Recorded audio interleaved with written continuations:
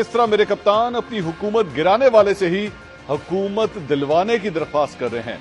नाज़रीन, आज तहरीक इंसाफ के सीनियर रहनुमाओं ने मेरे कप्तान के साथ अडियाला जेल में मुलाकात की। इस मुलाकात के बाद बैरिस्टर गौहर खान, असद कैसर और बैरिस्टर सैफ ने प्रेस कॉन्फ्रेंस में बताया कि मेरे कप्तान ने तहरीक इंसाफ की तरफ से वजारत उज़्मा के लिए उमर अयूब खान को नामजद कर दिया है। प्रेस कॉन्फ्रेंस में बैरिस्टर सैफ ने मेरे कप्तान का अमेरिका के नाम पैगाम सुनाकर सबको हैरान कर दिया।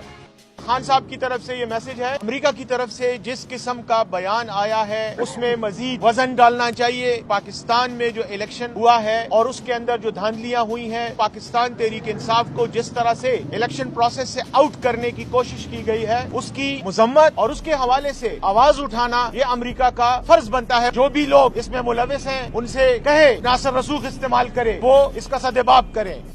नाज़रीन, 27 मार्च 2022 इतवार का दिन था। इस्लामाबाद की परेड ग्राउंड में खिलाड़ियों की एक बड़ी तादाद जमा हो चुकी थी। मेरे कप्तान ने अपनी तवील तकरीर के आखिर में जेब से एक कागज निकाला और हवा में लहराते हुए अपने कारकुनों से कहा कि बैरून मुल्क से ये खत लिखा गया है और इसमें धमकी दी गई है कि उनकी हुकूमत गिरा दी जाए। इस तकरीर में उन्होंने मुल्क का नाम नहीं लिया, लेकिन 4 दिन बाद कौम से खिताब करते हुए मेरे कप्तान ने अमेरिका का नाम ले दिया। 10 अप्रैल 2022 की रात को तहरीक अदम एतमाद भी कामयाब हो गई, लेकिन उससे पहले भी अमरीकी मदाखलत के बारे में तहरीक इंसाफ की तरफ से बहुत कुछ कहा गया। किसी गैर मुल्की ताकत को यह हक नहीं कि वो साजिश के तहत पाकिस्तान के अवाम की मुंतखब हुकूमत को गिराए। वाज़े बैरूनी मुदाखलत के अल्फाज इस्तेमाल किए गए हैं। किसी को ये हक नहीं पहुंचता कि वो हमारे अंदरूनी मामलात में मुदाखलत करे। हमने उनको डिमाश किया है। IB की इतलात बड़ी परफेक्ट थी कि हमारे खिलाफ साजिश हो रही है। उसमें कलीदी किरदार अदा किया जो अमेरिकन मरासला आया। साइफर एक हकीकत थी, एक हकीकत है।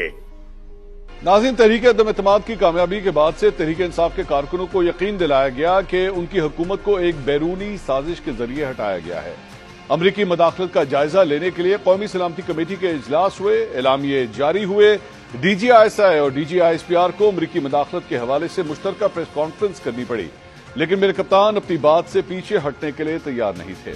फिर फरवरी 2023 में अमरीकी नशरियाती इदारे को इंटरव्यू के दौरान मेरे कप्तान ने कहा कि अब जैसे जैसे चीजें सामने आ रही हैं उनसे ये नजर आ रहा है कि ये अमेरिका नहीं था जिसने उनकी हुकूमत को निकालने के लिए कहा।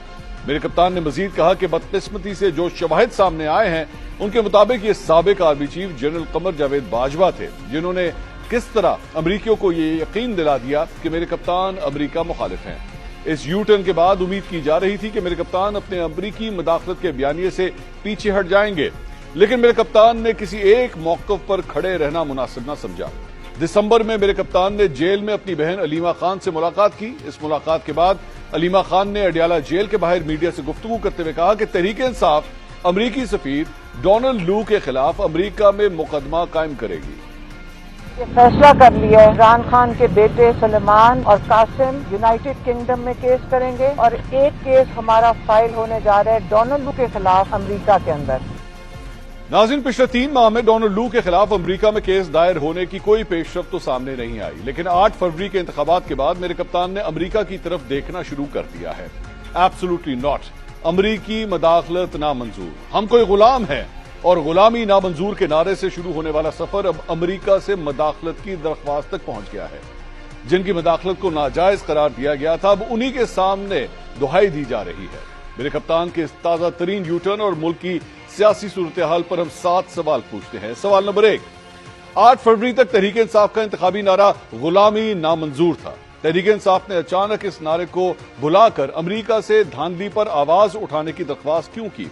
क्या यह किसी दूसरे मुल्क को अपने मुल्की मामलात में मदाखलत की दावत नहीं?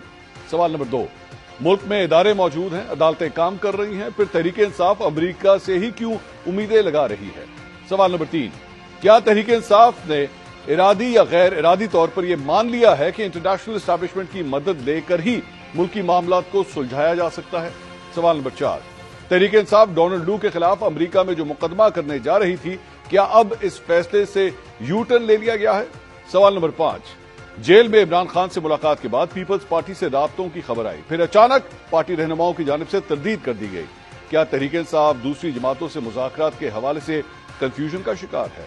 सवाल नंबर 6, तहरीक इंसाफ माजी में जमीयत उलमा इस्लाम फे पर बहुत तनकीद करती रही है। अब उसी पार्टी की जानिब दोस्ती का हाथ बढ़ाया जा रहा है। क्या दोनों जमातें असूलों की बुनियाद पर एक दूसरे के करीब आ रही हैं या ये सब सिर्फ सियासी फायदे के लिए किया जा रहा है? सवाल नंबर 7। मौलाना फजलुर रहमान पार्लियामेंट्री सियासत से पहली दफा नाला नजर आए।